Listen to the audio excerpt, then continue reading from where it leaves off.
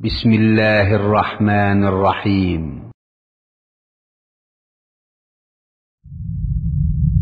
بالتعاون للدعوة والإرشاد وتوعية الجاليات بالدمام.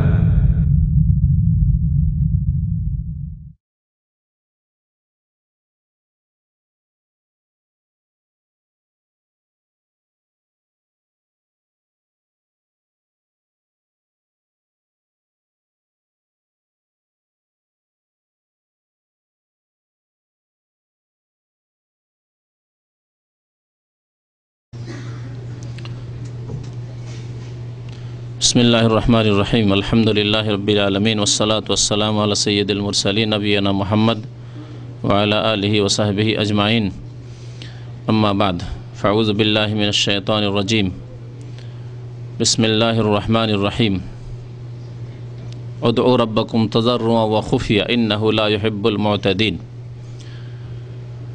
মহান আল্লাহর সমস্ত প্রশংসা যে আল্লাহ পাক রব্বুল আলামিন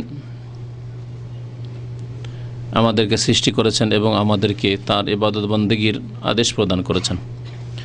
দরুদ ও সালাম নাজিল হোক প্রিয় নবী মুহাম্মদ সাল্লাল্লাহু আলাইহি সাল্লামের উপর, যিনি আমাদেরকে সঠিক রাস্তা দেখিয়েছেন। আল্লাহুম্মা সাল্লি আলাইহি আল্লাহুম্মা বারিক আলাইহি।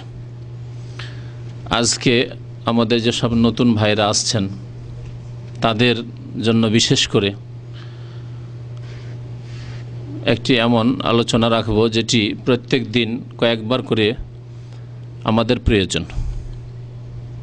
প্রত্যেক দিনে কয়েকবার করে আমাদের প্রয়োজন সে আমল করার, অথচ এই আমলগুলি থেকে আমাদের অধিকাংশ ভাইয়েরা, বাংলা ভাষাভাষী ভাইয়েরা গাফিল।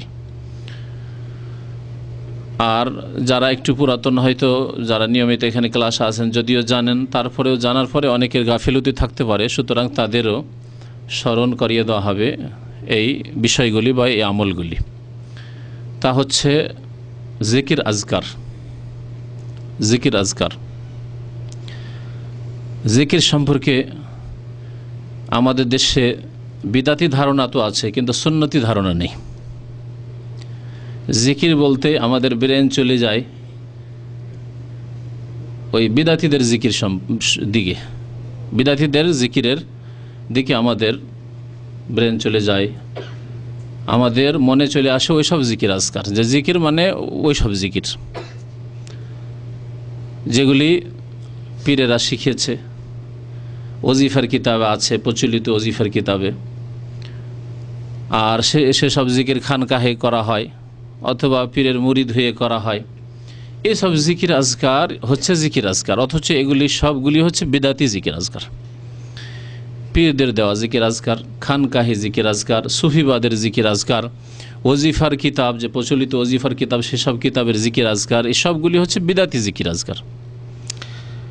তাহলে কি জিকির নেই? হ্যাঁ, জিকির আছে। এদের এই সব জিকির আজকার বিদাতি জিকির, এর মানে এই না যে জিকির নেই। কোরআনে কারীম আল্লাহ পাক জিকিরের কথা বলেছেন, রাসূলুল্লাহ সাল্লাল্লাহু আলাইহি ওয়াসাল্লাম হাদিসে জিকির আজকার কথা বলেছেন, এবং জিকিরগুলি কেমন হইতে হবে তাও শিখিয়েছেন। সুতরাং আমাদেরকে সুন্নতি জিকির আজকার করতে অভ্যস্ত হইতে হবে এবং সুন্নতি জিকির আজকারের প্রচার করতে হবে, তাবলীগ করতে হবে, মানুষকে পৌঁছাতে হবে। জিকির আজকারের ক্ষেত্রে আসল হচ্ছে মনে মনে জিকির করা, চিৎকার করে চিল্লে নয়, আওয়াজ করে নয়। এটি হচ্ছে আসল জিকির আজকারের হুকুম। তবে যেখানে নবী করিম সাল্লাল্লাহু আলাইহি ওয়াসাল্লাম ব্যতিক্রম হুকুম দিয়েছেন, যদি উচ্চ স্বরে কোনো জিকির আজকার পড়া থাকে তাহলে সেটি উচ্চ স্বরে, আর না হলে আসল হচ্ছে জিকির আজকারের আস্তে আস্তে মনে মনে জবান নড়িয়ে জিকির আজকার করা, উচ্চ স্বরে চিল্লে নয়। যেমন আল্লাহ পাক ইরশাদ করেছেন সূরা আরাফে, উদউ রাব্বাকুম তাদাররুআন ওয়া খুফিয়া, তোমরা তোমাদের রবকে ডাকো তাদাররুআন বিনয়ী হয়ে, ওয়া খুফিয়া এবং আস্তে আস্তে, লুকায়িত। তাহলে বোঝা গেল লা ইলাহা ইল্লাল্লাহ, লা ইলাহা ইল্লাল্লাহ, লা ইলাহা ইল্লাল্লাহ। যদিও এই জিকির আজকার যদি মানে আনুষ্ঠানিকভাবে না হয়, একা একা করেন, সম্মিলিত নয়, সুন্নতি জিকির আজকার, কিন্তু তারপরেও চিল্লে নয়, চিল্লে নয়। সুবহানাল্লাহ সুবহানাল্লাহ সুবহানাল্লাহ, আস্তাগফিরুল্লাহ আস্তাগফিরুল্লাহ আস্তাগফিরুল্লাহ, এগুলো সব জিকির আজকার, সুন্নতি জিকির আজকার। সম্মিলিত নয়, অনুষ্ঠানে নয়, মাহফিলে একসাথে এক আওয়াজে সুর করে নয়, কারণ এগুলি হলে বিদাত হয়ে যাবে, আবার বিদাতের রূপ ধারণ করবে, যা আমাদের দেশে হচ্ছে। ওয়াজ মাহফিলে জিকির আজকার সম্মিলিত, দুরুদ পড়া সম্মিলিত, এই জন্য বিদাত। না হলে শরীয়তে দুরুদ পড়ার বড় ফজিলত রয়েছে, জিকির আজকার বড় ফজিলত রয়েছে, কিন্তু এইভাবে ওয়াজ মাহফিলে একসাথে নয়। তো জিকির আজকার আস্তে আস্তে করার কথা আল্লাহ বলছেন, ও খুফিয়া, আস্তে আস্তে, মনে মনে। তাহলে কেমন করে পড়বেন? সুবহানাল্লাহ সুবহানাল্লাহ সুবহানাল্লাহ সুবহানাল্লাহ। একটু হয়তো প্রকাশ হচ্ছে যে আলহামদুলিল্লাহ পড়ছেন না সুবহানাল্লাহ, পাশের লোক বুঝতে পারছে, কিন্তু না যে গোটা রুমের, গোটা মসজিদের লোক শুনতে পাবে, অথবা গোটা বাড়ির লোক। শুধু বাড়ির লোক না, আমি এক গ্রামে কোনো এককালে, প্রায় 1983-84 ঘটনা বলছি, এক রাত কাটিয়েছিলাম। তো বেরেলুবি গ্রাম, তো ওই গ্রামে এক মহিলা বুড়ি জিকির করতো, খুব মশহুর ছিল ওই গ্রামে। তো রাত্রে সবাই শুয়ে যাওয়ার পরে 1-2টোর পরে যে জিকির তার শুরু হইলো, 7-8 বাড়ি 10 বাড়ি দূর থেকে শোনা যাচ্ছে, লা ইলাহা ইল্লাল্লাহ লা ইলাহা ইল্লাল্লাহ, এইরকম জিকির, ইল্লাল্লাহ ইল্লাল্লাহ, এই জিকির। আওয়ামী লীগ বিএনপির স্লোগান, ইনকিলাব জিন্দাবাদ জিন্দাবাদ জিন্দাবাদ, এই জিকির ওদের। তো এই জিকির ইসলামের নেই। উদউ রাব্বাকুম তাদাররুআন ওয়া খুফিয়া, বিনয়ী হয়ে এবং খুফিয়া, লুকায়িত, গোপনীয়। নবী করিম সাল্লাল্লাহু আলাইহি ওয়াসাল্লাম জিকির আজকার আসতে হইতো, এবং কখনো কখনো বোঝা যেত, এক একটা শব্দ প্রকাশ পেয়ে যেত, যার দ্বারা বোঝা যেত সুবহানাল্লাহ। তাহলে সুবহান শুনতে পেলেন, একটু হয়তো পাশের লোক বুঝতে পারলেন সুবহানাল্লাহ পড়া হচ্ছে, আলহামদুলিল্লাহ, আল্লাহু আকবার। এই আস্তে জিকির, যা অন্যের জন্য কোনো রকমের বিরক্তির কারণ না হয়। আর এটা যদি আবার মাইকে হয়, মাইকে কোরআন তেলাওয়াত, কোরআন খানি ছবি না পড়া আছে না দেশে, কোরআন তেলাওয়াত জিকির, ছবি না, সারা রাত কোরআন পড়েছে, কাউকে ঘুমাইতে দেবো না গ্রামের, পড়বি পড়বি, না হলে সোজা হ্যাঁ শুনবি, সব সুন্নতি তরিকা নয়। তো এটি হচ্ছে জিকিরের শরীয়তি বিধান আমভাবে। তবে খাস ক্ষেত্র আছে যেখানে উচ্চ স্বরে নবী করিম সাল্লাল্লাহু আলাইহি ওয়াসাল্লাম জিকির করেছেন, যেখানে করেছেন সেখানে আপনি উচ্চ স্বরে জিকির আজকার করতে পারেন। সেটা হচ্ছে তালবিয়ার জিকির আজকার, লাব্বাইক, ঠিক আছে, ওটা হজে গেল। নামাজের সালাম ফেরার পরের জিকির আজকারগুলি নবী করিম সাল্লাল্লাহু আলাইহি ওয়াসাল্লাম, সাহাবায়ে কেরামরা উচ্চ স্বরে পড়তেন। অত্যন্ত গুরুত্বপূর্ণ বিষয়। দিনে কয়েকবার করে 5 বার ফরজ নামাজ, এই 5 বার 5 ওয়াক্ত ফরজ নামাজের পরে সালাম ফিরে জিকির আজকারগুলি, যতগুলি হাদিস আছে, মন গড়া নাই, খেয়াল খুশি নাই, কারো দেওয়া নাই, আল্লাহ পাকের দেওয়া এবং রাসূলুল্লাহ সাল্লাল্লাহু আলাইহি সাল্লামের বাতলানো, এই জিকির আজকারগুলি উচ্চ স্বরে পড়া হচ্ছে সুন্নাত। সহিহ বুখারী, সহিহ মুসলিমের রিওয়ায়াত রয়েছে, আন্না রাফআস সাওতি বিযিকরি কানা আলা আহদি রাসূলিল্লাহ সাল্লাল্লাহু আলাইহি ওয়াসাল্লাম বাদাল মাকতুবাহ। আব্দুল্লাহ বিন আব্বাস রাদিয়াল্লাহু তাআলা আনহু বর্ণনা করছেন যে উচ্চ স্বরে জিকির করা, রাফউস সাওত, রাফা মানে উঁচা করা, আর খাফাজা মানে নিচে করা। তো রাফউস সাওত, আওয়াজকে উঁচা করা, মানে উচ্চ স্বরে করা, কি বিজিকরে। তাহলে জিকির উচ্চ স্বরে করা, জিকির উঁচা আওয়াজে করা, কানা আলা আহদি রাসূলিল্লাহ সাল্লাল্লাহু আলাইহি ওয়াসাল্লাম, রাসূলুল্লাহ সাল্লাল্লাহু আলাইহি ওয়াসাল্লামের জামানায় ছিল। এই সুন্নত হচ্ছে নবী করিম সাল্লাল্লাহু আলাইহি ওয়াসাল্লামের স্বর্ণ যুগের সুন্নত, যেই যুগ হচ্ছে আমাদের জন্য আদর্শ যুগ। উসওয়া হাসানাহ, লাকাদ কানা লাকুম ফি রাসূলিল্লাহি উসওয়াতুন হাসানাহ, তোমাদের জন্য রাসূলুল্লাহ সাল্লাল্লাহু আলাইহি ওয়াসাল্লামের মধ্যে রয়েছে উত্তম আদর্শ। বাদাল মাকতুবা, কখন? যখন তখন না, আবার বাদাল মাকতুবা, ফরজ নামাজের পরে। দেখলেন শর্তগুলি। তাহলে নবী সাল্লাল্লাহু আলাইহি ওয়াসাল্লামের জামানায় উচ্চ স্বরে জিকির ছিল, খানকাহি জিকির নয়। নামাজ হয়ে গেছে আর মসজিদে বসে, অন্ধকারে বসে বসে, মাগরিব এশার মাঝখানে আমাদের দেশের বেশি মসজিদে জিকির চলতে থাকে। হু হু, হক হু, আল্লাহু আল্লাহু, বিভিন্ন রকমের জিকির চলতে থাকে, এক এক তরিকার এক এক রকমের জিকির, এবং এক এক স্তরের লোকের এক এক রকমের জিকির স্তরও আছে ওদের। এইসব বিদাত, উচ্চ স্বরেও নেই আর এইরকম অসম্পূর্ণ বা সম্মিলিত বা এই ধরনের জিকিরগুলি নেই। তো ফরজ নামাজের পরের জিকির, উচ্চ স্বরে জিকির করা রাসূলুল্লাহ সাল্লাল্লাহু আলাইহি ওয়াসাল্লাম জামানায় ছিল বাদাল মাকতুবা, ফরজ নামাজের পরে। তাহলে একে বলা হয় খাস। যারা ফিকহের কিতাব পড়েছেন, যারা উসুল ফিকহের কিতাব পড়েছেন, তারা শরীয়তের বিধান জানেন। বেশ কিছু আম হুকুম রয়েছে আর কিছু খাস হুকুম রয়েছে। হ্যাঁ, আম হুকুম, খাস হুকুম রয়েছে। আম হুকুম হচ্ছে আপনারা ভাই বসেন, এখন খাওয়া দাওয়া দেওয়া হবে, আপনারা বসেন। ওখানে 10 জন লোক যারা খাবার বন্টন করে, তারা যদি বলে যে এই হুকুমটা আমাদের জন্য, আমরাও বসি, তাহলে খেতে পাবেন? খেতে পাবেন? বরং তাদের জন্য ওঠা জরুরি আপনাদেরকে খাওয়ানোর জন্য, ঠিক না? তাহলে বসেন বসেন বলছে, আর ওই লোকগুলো আবার উঠে যাচ্ছে ওই দিকে। তারা কি বুঝে না ভাষা? বুঝে, কিন্তু সমন্বয় করে দুটোর মধ্যে। হ্যাঁ, এই সমন্বয় লাগবে। কোরআন এবং হাদিসের মধ্যে যখন এইরকম দলিল প্রমাণ দেখবেন যে উচ্চ স্বরে জিকির কথা এই হাদিসে আসলো, আল্লাহ বলছেন খুফিয়া, তাহলে সমন্বয় করতে হবে। খুফিয়া হচ্ছে আম হুকুম, সাধারণ যে কোনো অবস্থায় আস্তে জিকির আজকার, রাস্তাতে হোক, ঘাটে হোক, চলাফেরার ক্ষেত্রে হোক, যে কোনো জায়গায় হোক, ব্যবসায়িক ক্ষেত্রে হোক। আর ফরজ নামাজের পরে উচ্চ স্বরে জিকির, মানে ওই লোকগুলি বুঝলো যে না, আমাদের জন্য হুকুম হচ্ছে যে না, আমরা খাবার নিয়ে আসি। লোকজনকে বসতে বলা হলো যে খাবার খেয়ে যান, বসেন, এখন তৈরি হন, বসেন, চারজন করে বসে যান। তার মানে আমাদের হুকুম হয়ে গেছে এর দ্বারা যে আমরা খাবার নিয়ে আসি, আমাদের বসলে চলবে না। আম আর খাস। তো জিকির আজকার এর মধ্যে বেশ কিছু জিকির আজকার রয়েছে। সুন্নতি জিকির আজকার, সুন্নতি জিকির আজকারের সবচাইতে গুরুত্বপূর্ণ যে জিকির আজকারগুলি, সেগুলি হচ্ছে এক নম্বর হচ্ছে ফরজ নামাজের পরে জিকির আজকার, আজকার বাদা সালাওয়াত আল খামস, 5 ওয়াক্ত ফরজ নামাজের পরে, ফরজ নামাজের পরে জিকির আজকার।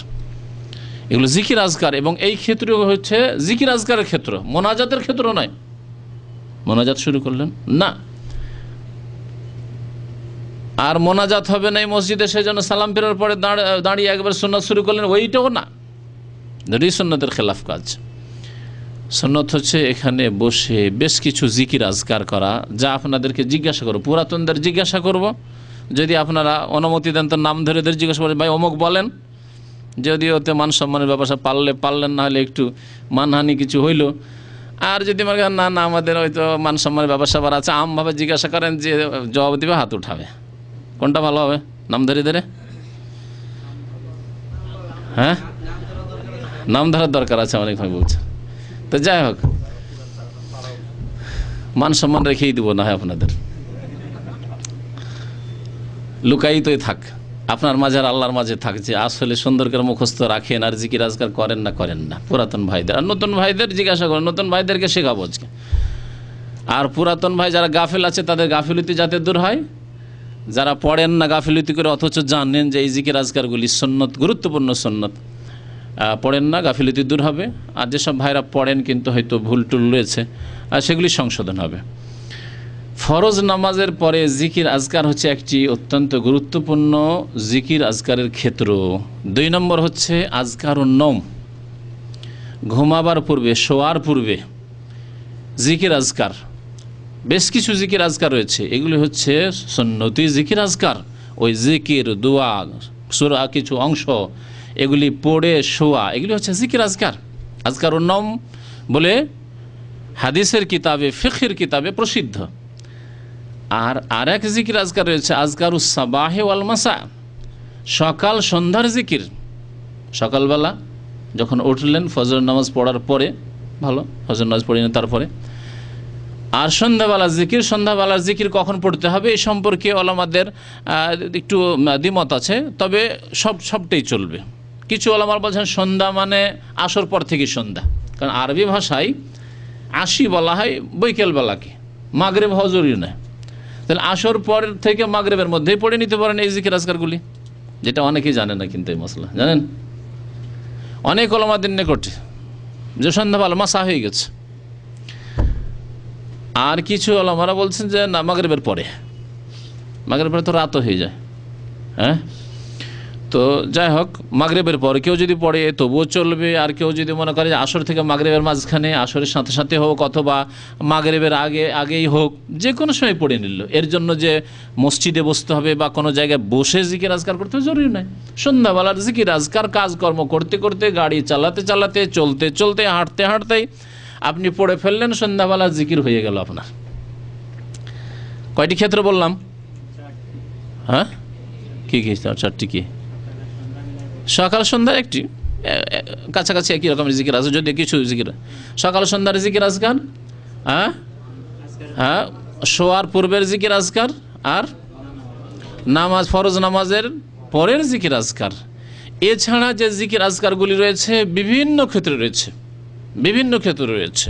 গাড়িতে চাপছেন তখনকার জিকির আজকার, বাড়িতে ঢুকছেন, বাইতুল খালায় বাথরুমে প্রবেশ করছেন, বাথরুম থেকে বেরোচ্ছেন, হ্যাঁ, এইভাবে সফর শুরু করছেন, উঁচু জায়গায় উঠছেন, নিচু জায়গায় নামছেন, এইভাবে যদি দেখেন বাজারে ঢুকছেন,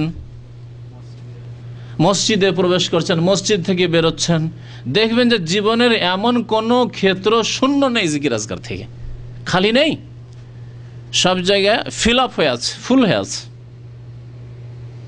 সব জায়গায় জিকির আজকার। এর নাম হচ্ছে শরীয়তি জিকির আজকার। বিদাতি জিকির আজকার নাই, সুফিদের জিকির আজকার নয়, খানকাহি জিকির আজকার নাই, পীরের তরিকতি জিকির আজকার নাই, ইসলাম ওই সব জিকির আজকার নাই। আর এই জিকির আজকার যদি করেন তো রাসূলুল্লাহ সাল্লাল্লাহু আলাইহি ওয়াসাল্লামের খাঁটি অনুসারী হতে পারবেন ইনশাআল্লাহ তাআলা। কারণ বিনা দলিলে কোনো কথা আমরা বলি না, যা কিছু বলছি চেষ্টা করছি যে কোরআন এবং হাদিস থেকেই সেগুলি হোক। কোরআন এবং হাদিসের বাইরে জেনে শুনে হবেই না ইনশাআল্লাহ তাআলা। না জেনে হতে পারে, এই জন্য যে আমরা মানুষ মাত্র ভুল হতে পারে। তো এই জিকির আজকারগুলির একটি ক্ষেত্র আজকে শুরু করি, তা হচ্ছে ফরজ নামাজের পরে জিকির আজকার। সালাম ফিরলেন, এই জিকির আজকার শুরু করার আগে বলি যে এই ক্ষেত্রে দেখা যায় ইন্ডিয়া, বাংলাদেশ, পাকিস্তান, আফগানিস্তান, তুরস্ক, এইসব দেশে, যেসব দেশে বেশি বিদাত আছে, এসব দেশের লোককে দেখা যায় বিভিন্ন রকম ভুল করতে দেখা যায়। কি করে? এক শ্রেণীর লোক যেমন সালাম ফিরা হলো, তেমনি আমিন রব্বানা আতিনা ফিদ দুনিয়া হাসানা ওয়া ফিল আখিরাতি হাসানা ওয়া কিনা আযাবান্নার রব্বানা যালামনা আনফুসানা ওয়া ইল্লাম তাগফির লানা ওয়া তারহামনা লানাকুনান্না মিনাল খাসিরিন। শুরু করে দিল। সালাম ফেরার পরে ইমাম শুরু করল, আর আপনারা মুক্তাদিরা সব আমিন আমিন আমিন আল্লাহুম্মা আমিন, এই চলছে সম্মিলিত দোয়া, বিদআত। শুনে রাখেন, নবী করিম সাল্লাল্লাহু আলাইহি ওয়াসাল্লাম কখনো করেননি, 1,24,000 সাহাবায়ে কেরামরা কখনো করেননি, তাবেঈনরা কখনো করেননি, ইমাম আবু হানিফা রহমতুল্লাহ আলাইহি পর্যন্ত কখনো করেননি। শুনে রাখেন। অথচ যেই দেশগুলোর নাম সবগুলি হানাফি দাবি করে এই আমলগুলি করে, মোনাজাত করে আর দাবি করে যে আমরা হানাফি। ইমাম আবু হানিফা করেননি। আশ্চর্য হয়ে যাবেন যে কেমন হানাফি মজাবের নয় জালিয়াতি, আশ্চর্য জালিয়াতি। ভাই ইমাম সাহেব করলেন, আপনি কোত্থেকে আনলেন? আবার হানাফি কি করে থাকলেন আপনি? আমিন জোরে বললে আপনার মজহাব চলে যাবে, হ্যাঁ? রফায়দান করলে আপনার মজহাব চলে যাবে, সেই জন্য আপনি করছেন না সহিহ হাদিস পাওয়া সত্ত্বেও। বুকের উপর হাত বললে আপনার মজহাব চলে যাবে, সেই জন্য আপনি একবার জবর দৌড়ি আছেন, এইরকম করে উঠছেন না একটু হাত, অথচ হাদিস শুনছেন। আর ইমাম আবু হানিফা রহমাতুল্লাহ আলাইহি জিন্দেগিতে কোনো এই মোনাজাত করলেন না, তার ছাত্ররা করলেন, আবু ইউসুফ মুহাম্মদ রহমতুল্লাহ আলাইহিম আজমাইন তারা করলেন না, ইমাম শাফি করলেন না, ইমাম মালিক করলেন না, আহমদ বিন হাম্বল করলেন না। পেলেন কোথায়? আর করছেন তারপর হানফি থাকলেন কোথায়? বিচার করেন যে হানফি কী করে থাকলেন আপনি? নাই বুঝান, আমাকে বুঝিয়ে দেন। যদি বুঝিয়ে দিতে পারেন যে তারপর হানাফি থাকলাম, তো আমিও বুঝিয়ে নেব আপনার কথা। বুঝাইতে পারলে কোরআন এবং হাদিস দিয়ে কোথা থেকে হানাফি থাকলেন, অথচ ইমাম আবু হানিফা রহমতুল্লাহ করলেন, আর প্রমাণ দেন না হইলে যে ইমাম আবু হানিফা রহমতুল্লাহ এই মোনাজাত করেছেন। তাহলে এই যে মোনাজাত, এই বিদাত, এই জন্য আলহামদুলিল্লাহ ধীরে ধীরে উঠে যাচ্ছে। গোঁড়ারা ছাড়ছে না, বাকি যারা একটু বোঝার চেষ্টা করছে তারা ছেড়ে দিচ্ছে। বাংলাদেশের সম্ভবত একটি কওমি মাদ্রাসা, বড় কওমি মাদ্রাসা হাটহাজারী উঠে গেছে, তাই না? উঠে গেছে, অথচ তারা দেওবন্দি হানাফি। কিন্তু যখন তাহকিক করে দেখলো যে এতদিন তো ভুলের ওপর ছিলাম, তারা ছেড়ে দিয়েছে, 10-20 বছর আগে থেকে ছেড়ে দিয়েছে। এইরকমই অন্য অন্য গোঁড়াদেরকে আল্লাহ পাক যেন হেদায়েত করেন, তাদের কোরআন হাদিস বোঝার তৌফিক দান করে, দলিল মোতাবেক চলার তৌফিক দান করে। আমি বলছি না যে একটা নতুন কথা আসলে আর চট করে নিয়ে নেন, আলেমদেরকে বলছি না, বরং বলছি যে দলিল দেখেন তাহলে যে আমরা কি ভুলে আছি নাকি, তাহলে একটু তদন্ত করা দরকার, একটু তাহকিক করা দরকার, দেখা দরকার কোরআন হাদিসের দলিল আমাদের সাথে আছে না ওদের সাথে আছে দেখুন। তাহলে এই সম্মিলিত মোনাজাত সে নামাজের পরেই হোক, আর ওয়াজ মাহফিলের শেষে হোক, আর মিলাদ মাহফিলের শেষেই হোক, মিলাদ মাহফিলই তো বিদাত, তো ওর শেষের মোনাজাত তো তার সাথে আরও বিদাত অতিরিক্ত। এই সম্মিলিত মোনাজাত তাহলে বিদাত নামাজের পরে। আমাদের আলোচনা যেহেতু নামাজের পরে জিকির আজকার, এক ধরনের ভুল সংশোধন করতে হবে। 2 নম্বর ভুল, যদি দেখে যে এখানে মোনাজাত হয় না, তাহলে কি করবে? যারা সুন্নতের পাবান, সালাম ফেরার সাথেই লাফিয়ে একবারে আর্মিদের মতো, আর্মি যেমন লাফায় জাম দেয়, ওই রকম লাফিয়ে উঠে সুন্নত শুরু করে দিল।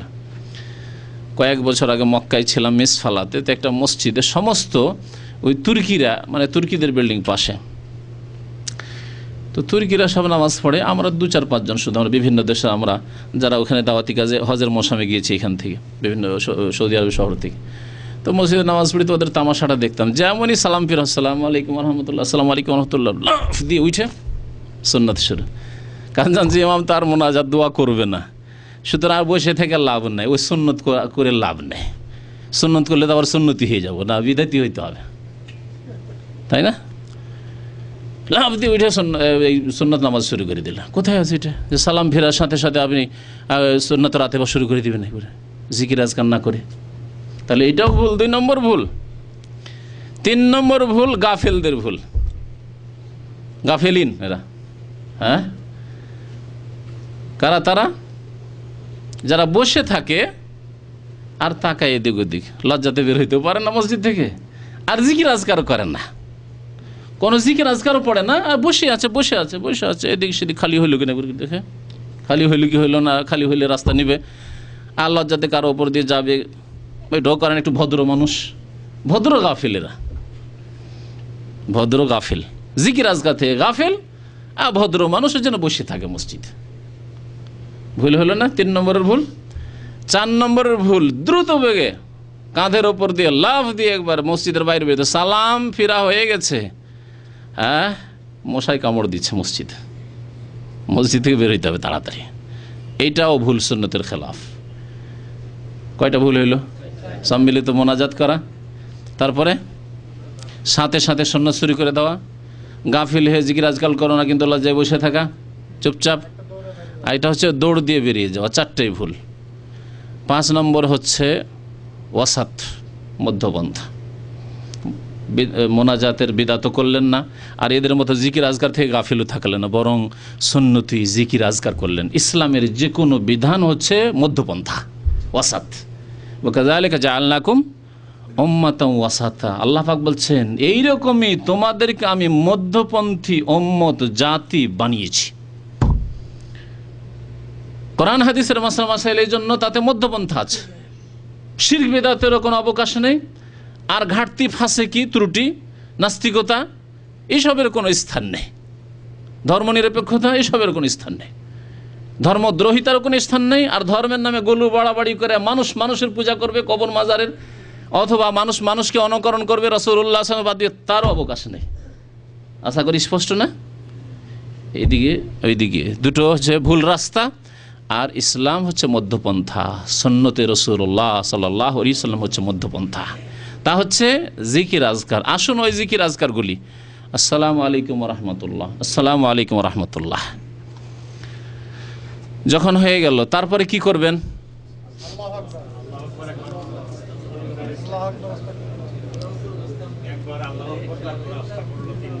প্রথম কথা, গাফিল হবেন না। ওয়ালা তাকুম মাল গাফিলিন বা মিনাল গাফিলিন, উযকুর রাব্বাকা তাদাররুআন ওয়া খুফিয়া দুনাল জাহরি মিনাল কওলি বিল গুদুবি ওয়াল আসাল ওয়ালা তাকুম মিনাল গাফিলিন। তাহলে গাফিল হবেন না, এই গাফিলতি দূর করেন। কারণ অনেকে আছেন শুনলেন, জানেন যে জিকির আজকারগুলি করতে হয়, তারপরে বসে থেকে উঠে চলে আসলেন। ওয়ালা তাকুম মিনাল গাফিলিন, গাফিল হবেন আল্লাহর জিকির আজকার থেকে। আরও মনে রাখবেন, কোরআন এবং হাদিসে যেসব জিকির আজকারের ফজিলত আছে, বিদাতিরা ওগুলো বিদাতের উপর ফিট করে। যেমন নবী সাল্লাল্লাহু আলাইহি হাদিস আছে যে মাসালুল্লাযী ইয়াযকুরু রাব্বাহু ওয়াল্লাযী লা ইয়াযকুরু রাব্বাহু কামাসালিল হাইয়্যি ওয়াল মাইয়্যিত। যে ব্যক্তি আল্লাহর জিকির আজকার করে আর যে ব্যক্তি আল্লাহর জিকির আজকার করে না, দুইজনের উদাহরণ হচ্ছে কেমন? জীবিত এবং মৃত ব্যক্তির মতো। যে ব্যক্তি আল্লাহর জিকির আজকার করে সে যেন জীবিত, কারণ তার রূহ, তার আত্মা জীবিত আছে, সঞ্জীবিত আছে জিকির আজকার মধ্যে। জিকির আজকার দ্বারা তার মানসিক শান্তি, সুবহানাল্লাহ সুবহানাল্লাহ আলহামদুলিল্লাহ আল্লাহু আকবার লা ইলাহা ইল্লাল্লাহ লা ইলাহা ইল্লাল্লাহু ওয়াহদাহু লা শারীকা লাহু লাহুল মুলকু ওয়া লাহুল হামদু ওয়া হুয়া আলা কুল্লি শাইইন কাদির সুবহানাল্লাহি ওয়া বিহামদিহি সুবহানাল্লাহিল আযীম। জিকির আজকার করে তার অন্তর, হৃদয়, তার আত্মা আবাদ হয়ে আছে। শয়তান পালাতে দিশা পায়নি, কোথায় যে গেছে, ওর কাছে ভিড়তে পারে না।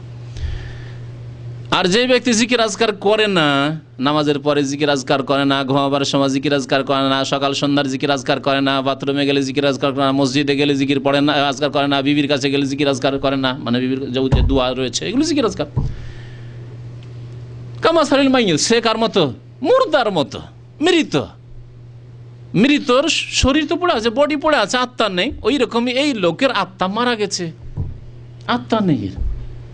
যদিও লোকটি আসলে জীবিত, কিন্তু মৃতর মতো, কারণ আত্মা তার মরে গেছে আল্লাহ পাকের জিকির আজকারের খোরাক আহার না পাওয়ার কারণে।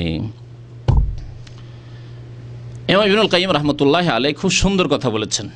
যারা আল্লাহর জিকির আজকারের সাথে জড়িত, সুন্নতি জিকির আজকার সবসময় মনে রাখবেন কিন্তু, কারণ আমার সুন্নতকে ছেড়ে দিয়ে বিদআত নিয়েছি, উত্তম শ্রেষ্ঠকে ছেড়ে দিয়ে নিকৃষ্ট নিয়েছি এক শ্রেণীর লোকেরা। বনি ইসরাইলদেরকে যখন আল্লাহ পাক বললেন যে এই শহরে দাখিল হও, হ্যাঁ, ওয়াকুলু হিত্তাতুন, শহরে দাখিল, উদখুলুল বাবা সুজ্জাদা, কোরআনে কারিমে আছে, তোমরা এই শহরের দরজা দিয়ে, ফাটক দিয়ে দাখিল হও কিভাবে? সিজদায় অবনত হয়ে, মানে সির ঝুঁকিয়ে রুকু করে আল্লাহর সামনে সিজদায় অবনত, আল্লাহর শুকরিয়া, আল্লাহ তোমার লাখ লাখ শুকরিয়া, তুমি এই শহরে দাখিল হওয়ার তৌফিক দিলে, এই শহরকে আমাদের হাতে নেওয়ার তৌফিক দিলে, শুকরিয়া আদায় করো। সুজ্জাদা একটি হুকুম ছিল। আর আরেকটি হুকুম ছিল ওয়াকুল হিত্তা, আর বলো আল্লাহ আমাদের গুনাহ খাতা মাফ করে দাও। হিত্তা মানে হত্যা আন্না খাতা আয়ানা, হাত্তা ইয়াহুত্তা মানে ঝরিয়ে দেওয়া, আল্লাহ আমাদের গুনাহগুলিকে ঝরিয়ে দাও, মোচন করে দাও। বদমাশ জাতি বনি ইসরাইল ইহুদিরা কি বলেছিল? প্রথম কথা তাদেরকে সেজদা করে, মানে শিরটা ঝুঁকিয়ে ঢুকতে বলা হয়েছিল, তারা পাছায় ভর দিয়ে, মাথাটাই দিয়ে করে উল্টো এইরকম করে ঢুকেছিল। আলা ইস্তেহিস, সিজদা না করে পাছা ঘষটা দিয়ে ঢুকেছিল শহরে। বদ প্রকৃতির জাতি প্রাচীন যুগ থেকে, ইহুদি জাতি, বেয়াদব জাতি আল্লাহ পাকের সামনে, আম্বিয়া কেরামের সামনে। এদের বহু নজির রয়েছে, তার একটি নজির এটি নেন। আর 2 নম্বর তাদের বলা হয়েছিল যে হিত্তা বলো, হ্যাঁ, আল্লাহ গুনাহ খাতা মাফ করে। তারা কি বলেছিল? হিন্তা। হিত্তাকে কি বানিয়ে দিয়েছিল? হিন্তা। হিন্তা মানে জানেন কেউ? গম। কি বললো? গম। হাসান্ত। হেন্তাতুন মানে গম, বুর মানে গম, হেন্তা মানে গম। গম বলে উদ্দেশ্য কিছু না, উদ্দেশ্য বদমাইশি উদ্দেশ্য। কিছু লোকের দুষ্টামি থাকে না, অর্থহীন কথাবার্তা, আজে বাজে কথা বলছে কিন্তু ভালো কথা বলবে না, ওর কথার কোনো অর্থ নাই।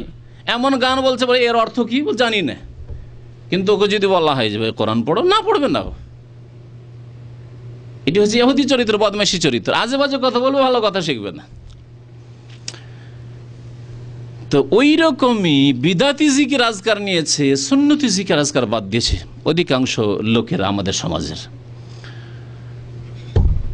সুন্নতি জিকির আজকার নামাজের পরে শুরু হবে আস্তাগফিরুল্লাহ দিয়ে, তাহলে দ্বিমত নেই এখানে। যদিও কিছু ওলামারা বলেছেন আল্লাহু আকবার দিয়ে, কিন্তু এই ক্ষেত্রে বড় দ্বিমত আছে। সুতরাং অত দ্বন্দ্বের মধ্যে যেয়েন না, এখান থেকে শুরু করেন। কি বলবেন? নবী করিম সাল্লাল্লাহু আলাইহি ওয়াসাল্লাম সালাম ফেরার পরে ইস্তাগফারা সালাসান, 3 বার করে কি বলতেন? আস্তাগফিরুল্লাহ আস্তাগফিরুল্লাহ আস্তাগফিরুল্লাহ। আমি আল্লাহর কাছে ক্ষমা চাইছি, আল্লাহর কাছে মার্জনা কামনা করছি, আল্লাহর কাছে মাফ চাইছি। 3 বার আস্তাগফিরুল্লাহ করলেন। নবী সাল্লাল্লাহু আলাইহি ওয়াসাল্লাম বলেছেন, কোনো বান্দা যখন 3 বার আল্লাহর কাছে দোয়া করে, তখন আল্লাহ তার দোয়া শোনে। আপনি আল্লাহর কাছে 3 বার ক্ষমা চাওয়ার মাধ্যমে জিকির আজকার করলেন। জিকির, তাহলে জিকির মানে শুধু আল্লাহ বলা নয়, জিকির মানে শুধু লা ইলাহা ইল্লাল্লাহ বলা নয়, তারপর এর আগে আপনাদেরকে বুঝিয়েছি যে জিকির একটা শব্দ দিয়ে জিকির হয় না। আমরা বাংলা ভাষায় বলি, কোনো একটা লোকের আলোচনা, ভালো আলোচনা চলছিল, তারপরে আপনি শুনলেন, শোনার পরে গিয়ে বলছেন যে তারা আপনার সম্পর্কে ভালো আলোচনা করছিল। এই আলোচনা মানে তো জিকির, আলোচনা মানে জিকির। তারা আপনার সম্পর্কে ভালো আলোচনা করছিল, এটাকে যদি আরবি ভাষা বলতে হয় কানু ইয়াজকুরুনাকা বিখাইর। ওর আরবি হইল কানা আনিস ওয়া মাহমুদ ওয়া আবদুল্লাহ ইয়াজকুরুনাকা বিখাইর। ওরা আপনার সম্পর্কে ভালো আলোচনা করছে। উর্দুতে বলে ও লোক আপকা জিক্রে খৈর কর রহে থে, বলে না জিক্রে খৈর কর রহে থে, মানে কি জিকির করছিল? জিকির করছিল আব্দুর রহমান আব্দুর রহমান আব্দুর রহমান আব্দুর রহমান, এরকম করছিল নাকি? না, বলছে আব্দুর রহমান লোকটি মাশাআল্লাহ ভালো, ইসলাম দাড়ি মাশাআল্লাহ, 5 ওয়াক্ত নামাজি, ফজর নামাজ গায়েব থাকে না, আল্লাহ জানে, আমি এমনি বললাম, কিন্তু ফজর নামাজ জানতো, ফজর নামাজ মাশাআল্লাহ পড়ে। তারপরে কারো 1 পয়সা নেই, উধার ওসব কারবারে নেই, কারো হাত ভারী নয়, যদি নেইও কারো কাছে টাকা পয়সা একেবারে ওধার আগে দিয়ে দিবে। কি হলো ওগুলো? আপকা জিক্রে খৈর কর রহে থে। তার জিকির মানে আলোচনা করা, উল্লেখ করা, স্মরণ করা, এগুলো হচ্ছে জিকিরের অর্থ। তাহলে এইগুলোর জন্য একটি শব্দ দিয়ে হয় না, কি লাগে? বাক্য লাগে, বাক্য লাগে। আল্লাহ পাকের জন্য উত্তম দৃষ্টান্ত, আল্লাহ পাকের জিকির আজকার একটি শব্দ দিয়ে হয় না, তার জন্য জুমলা লাগে, বাক্য লাগে। আল্লাহু আকবার লাগে, আল্লাহ সবচাইতে বড়, আলহামদুলিল্লাহ সমস্ত প্রশংসা আল্লাহর, সুবহান আল্লাহ, আল্লাহ তুমি সমস্ত ত্রুটি আইব থেকে মুক্ত, পাক ও পবিত্র, লা ইলাহা ইল্লাল্লাহ, আল্লাহ ছাড়া কেউ সত্য মাবুদ নেই, ইত্যাদি। আস্তাগফিরুল্লাহ, আল্লাহ তোমার কাছে গুনাহ খাতা মাপ চাইছি। এগুলো হলো জিকির আজকার। আল্লাহুম্মা ইন্নী আউযু বিকা মিনান নার, আল্লাহ তোমার কাছে জাহান্নাম থেকে পানা চাইছি, আল্লাহর জিকির আজকার। আল্লাহুম্মা আফতাহ লি আবওয়াবা রাহমাতিকা, মসজিদে ঢুকলেন, জিকির আজকার, আল্লাহ তোমার রহমতের দরজা আমার জন্য খুলে দাও, এটা জিকির। আল্লাহকে স্মরণ করলেন। কিন্তু আল্লাহর জিকির কেমন? যেমন 3-4টা লোক বসে যদি বলে আব্দুল খালেক আব্দুল খালেক আব্দুল খালেক আব্দুল খালেক আব্দুল খালেক আব্দুল খালেক, তো কি বলবেন? এই 3টেই পাগল হয়ে গেছে, বলবেন না? এই পাগলামি করে বিদাতি জিকিরকারীরা, অসম্পন্ন জিকির করে, আল্লাহু ইল্লাল্লাহু, সবগুলি পাগলামি জিকির, বিদাতি পাগলামির জিকির। মা আনজালাল্লাহু বিহা মিন সুলতান, এর দলিল প্রমাণ কোরআন হাদিসে নেই। সুতরাং সাবধান হয়ে যান এই বিদাতিদের রাস্তা থেকে, সাবধান হয়ে যান। আল্লাহ পাক বোঝার এবং আমল করার তৌফিক দান করুক। উত্তম বিকল্প হিত্তাতুন দিচ্ছে, হিনতাতুন বলিয়েন না, ইহুদিদের মতো। হেত্তাতুন দেওয়া হচ্ছে মানে সুন্নতি জিকির আজকার দেওয়া হচ্ছে, সুন্নতি জিকির আজকার বাদ দিয়ে আবার বিদাতে যায়েন না, ওই বিদাতি ওজিফার বিদাতি জিকির পড়তে যায়েন না।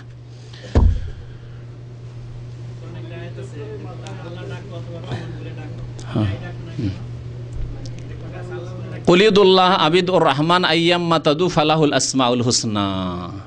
হে নবী, কুলিদুল্লাহ, তোমরা আল্লাহর কাছে দোয়া করো। উদুল্লাহ, আল্লাহর কাছে দোয়া করো বা আল্লাহকে ডাকো। আল্লাহকে ডাকো মানে আল্লাহ শব্দ ডাকো, আল্লাহকে ডাকো বলা হয়েছে। আপনি যদি আপনার বাবাকে ডাকেন যে আব্বা আপনার জন্য আমি একটা ভিসা পাঠাচ্ছি, জিয়ারা ভিসা পেয়েছি, আপনি আসেন, মক্কা চলে আসেন, হজটা করে যাবেন, 10 মাস থেকে যাবেন, তো আব্বা আব্বা আব্বা করে হবে না? এতটি কথা বলতে হবে যে আব্বা আপনার জন্য অনেক চেষ্টা করে একটা ভিসা বের করেছি, জুমলা বলতে হইলো, বাক্য বলতে হইলো। তো কুলিদুল্লাহ, তোমরা আল্লাহ বলো, আবির রহমান রহমান বলো, আল্লাহকে ডাকো অথবা রহমানকে ডাকো, মানে শব্দ নয়, আল্লাহকে ডাকো যেমন ভাবে। তারপরে কোরআন কার উপর নাযিল হয়েছে? না বিদাতীদের উপর? মুহাম্মদুর রাসূলুল্লাহ সাল্লাল্লাহু আলাইহি ওয়াসাল্লাম সাইয়্যিদুল মুরসালিন, সৃষ্টির সেরা, তার উপর নাযিল হয়েছে। তিনি কি আল্লাহ দিয়ে ব্যাখ্যা করেছেন যে ইচ্ছা মোতাবেক কোরআনে তাফসীর করবেন? না নবী করিম সাল্লাল্লাহু আলাইহি ওয়াসাল্লামের প্র্যাকটিক্যাল তাফসীর নেবেন যে এই আয়াত তো নবীর প্রতি নাযিল হলো, তিনি আল্লাহকে রহমানকে কেমন করে ডাকলেন? জি, ওইভাবে ডাকতে হবে যেভাবে রাসূলুল্লাহ সাল্লাল্লাহু আলাইহি সাল্লাম ডাকা শিখিয়েছেন। সুতরাং সংশয় আর বিভ্রান্তির শিকার হবেন না। আল্লাহকে ডাকো মানে আল্লাহকে যেমনভাবে নবী সাল্লাল্লাহু আলাইহি ওয়াসাল্লাম ডাকা শিখিয়েছেন সেইভাবে ডাকো, বাক্য দিয়ে ডাকো। আল্লাহুম্মা গফিরলি, এটা হলো ডাকা। ইয়া রহমান ইরহামনি, এটা হলো ডাকা। হে রহমান তুমি আমাকে রহম করো। ইয়া রাহিম, ইয়া গাফফার, ইগফিরলি, এটা আল্লাহকে ডাকা হইল, আল্লাহর জিকির আজকার হইল। তো আসল বিষয়ের দিকে ফিরে আসি। সালাম ফেরার পরে বলবেন 1 নম্বরে কি? আস্তাগফিরুল্লাহ, আস্তাগফিরুল্লাহ, আস্তাগফিরুল্লাহ। 2 নম্বরে একজন যে বলবেন হাত উঠাবেন। বাংলায় বলছেন নাকি? তাবারাকতা নাই, বাংলা মোটা করে পড়া হয়, তাফখিম আছে বাংলা যারা তাজবিদ বুঝে, কিন্তু আরবিতে ওই তাফখিম নেই, তাবারাকতা সোজা করে বলবেন। হ্যাঁ, সবগুলিকে আবার বাংলার মতো করে দিবেন না। আল্লাহুম্মা আনতাস সালাম ওয়া মিনকাস সালাম তাবারাকতা ইয়া যাল জালালি ওয়াল ইকরাম। 2 নম্বর। 3 নম্বরে হ্যাঁ চল কি বললেন? আল্লাহুম্মা আইন্নি, এই যে শুদ্ধ করতে হবে। দেখেন, আমি জানি যে কত রকমের লোক আছেন আপনাদের মধ্যে। হ্যাঁ, কেউ হয়তো পড়েন কিন্তু একটু ভুল পড়েন, সংশোধন করতে হবে। কেউ মুখস্থ রাখেন কিন্তু গাফেল থাকেন, পড়েন না, না কোনোটাই হলে চলবে না। আর কেউ এমনও আছেন জানেনও না, হ্যাঁ বিদাতি কাজ করেন। সুতরাং সব স্তরের লোকদের সংশোধনের প্রয়োজন রয়েছে। আল্লাহুম্মা ইন্নি মানে আল্লাহ আমি হয়ে গেল, আর আল্লাহুম্মা আইন্নি মানে আল্লাহ তুমি আমার সাহায্য করো। আল্লাহুম্মা আইন্নি আলা যিকরিকা ওয়া শুকরিকা ওয়া হুসনে ইবাদাতিকা। 3 নম্বর। 4 নম্বর না না না, নামাজের পরে আছে। জি, আল্লাহুম্মা লা মানিআ লিমা আতাইতা ওয়া লা মুতিআ লিমা মানা'তা ওয়া লা ইয়ানফা'ু যাল জাদ্দি মিনকাল জাদ্দু। জি, 4 নম্বর। তারপরে লা ইলাহা ইল্লাল্লাহু ওয়াহদাহু লা শারীকা লাহু লাহুল মুলকু ওয়া লাহুল হামদু ওয়া হুয়া আলা কুল্লি শাইইন কাদির। 5 নম্বর। 6 নম্বর লা হাওলা ওয়ালা কুওয়াতা ইল্লা বিল্লাহ, লা হাওলা ওয়ালা কুওয়াতা ইল্লা বিল্লাহ, লা ইলাহা ইল্লাল্লাহু ওয়া লা না'বুদু ইল্লা ইয়্যাহু, লাহুন নি'মাতু ওয়া লাহুল ফাযলু ওয়া লাহুস সানাউল হাসান, লা ইলাহা ইল্লাল্লাহু মুখলিসিনা লাহুদ-দীন ওয়ালাউ কারিহাল কাফিরুন। 6 নম্বর। 7 নম্বর আল্লাহুম্মা লা মানিয়া হয়েছে কি? হয়ে গেছে। আচ্ছা, আয়াতুল কুরসি কত নম্বর হলো? 7 হলো? 7 হলো আয়াতুল কুরসি। হ্যাঁ, আয়াতুল কুরসি পড়বেন। আমাদের দেশে এই আয়াতুল কুরসির আমল আছে। এই আমলটা কমপক্ষে বিদাতিরা শিখিয়েছে, এই সুন্নতি আমলটা শিখিয়েছে, শোয়ার সময়ও শিখিয়েছে। অথচ শোয়ার সময় এছাড়া আরও বহু জিকির আজকার আছে, ওগুলো শিখায়নি, আয়াতুল কুরসিটা শিখিয়েছে।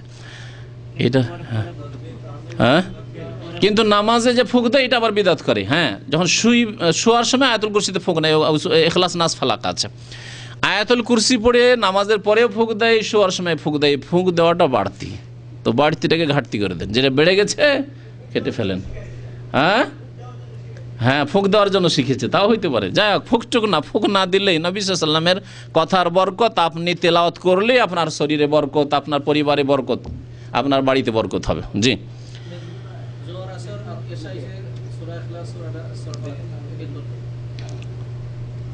কয়টা হলো? হ্যাঁ, কোনটা দিয়ে? আয়াতুল কুরসি দিয়ে। 9 নম্বরে হ্যাঁ, অসুবিধা না, আগে পরে হলে যেটা বলেছে সূরা ইখলাস নাস ফালাক। হ্যাঁ, একবার করে পড়তে হবে, শুধু মাগরিব আর এশাই 3 বার। তাহলে মাগরিব এশাই 3 বার করে, মাগরিব এশা বলছে, মাগরিব আর ফজর, আমার নিয়ত কিন্তু ফজর, এরকম হয় অনেক সময়। মাগরিব আর ফজর, মাগরিব আর ফজর হচ্ছে 3 বার করে, আর তাহলে বাকি 3 ওয়াক্ত জোহর, আসর আর এশা কয়বার করে? 1 বার করে। সূরা ইখলাস কুল হুয়াল্লাহু আহাদ, সূরা ফালাক কুল আউযু বিরাব্বিল ফালাক, সূরা নাস কুল আউযু বিরাব্বিন নাস প্রায় লোকের মুখস্থ আছে, আর যদি না মুখস্থ থাকে তো মুখস্থ করা ফরজ। কারণ নামাজ 5 ওয়াক্ত পড়ার জন্য 16-17টি সূরা কমপক্ষে মুখস্থ থাকা ফরজ। 17 রাকাত ফরজ নামাজ পড়বেন আর ঘুরে ঘুরে ওই আলহামদুলিল্লাহ সূরা আর ইন্না আতাইনাকাল কাউসার আর কুল হুয়াল্লাহু আহাদ বাস না, আপনাকে মুখস্থ করতে হবে। 17টি সূরা 20টি সূরা কমপক্ষে মুখস্থ করেন। জি, তারপরে 10 নম্বরে লা ইলাহা ইল্লাল্লাহু ওয়াহদাহু লা শারীকা লাহু লাহুল মুলকু ওয়া লাহুল হামদু ওয়া হুয়া আলা কুল্লি শাইইন কাদির, যেটা বলো কালিমা তাওহীদ বলা হলো, এটি ফজরে আর মাগরিবে, মাগরিব আর ফজর 10 বার করে পড়বেন নামাজের পরে, আর অন্যগুলিতে 1 বার করে, অন্য নামাজে অর্থাৎ জোহর, আসর আর এশায় 1 বার করে। হ্যাঁ হলো? আচ্ছা, 100 বার সন্ধ্যাবেলা আর সকালবেলা জিকির আজকার ওটা সন্ধ্যা আর সকালের জিকির আজকারের মধ্যে আসবে। নামাজে পরে 10 বার, মাগরিব এবং ফজরের নামাজের পরে 10 বার করে। তারপরে সুবহানাল্লাহ 33 বার, আলহামদুলিল্লাহ 33 বার, আল্লাহু আকবার। আল্লাহু আকবার কতবার? কেউ বলছে 34, কেউ বলছে 33। আচ্ছা, যারা 34 বলছেন তারা হাত ওঠান। 34 হাত অল্পই উঠেছে। অল্প হাত দেখে অনেকে হাত টেনে নিয়েছে, উঠিয়ে আবার টেনে নিয়েছে।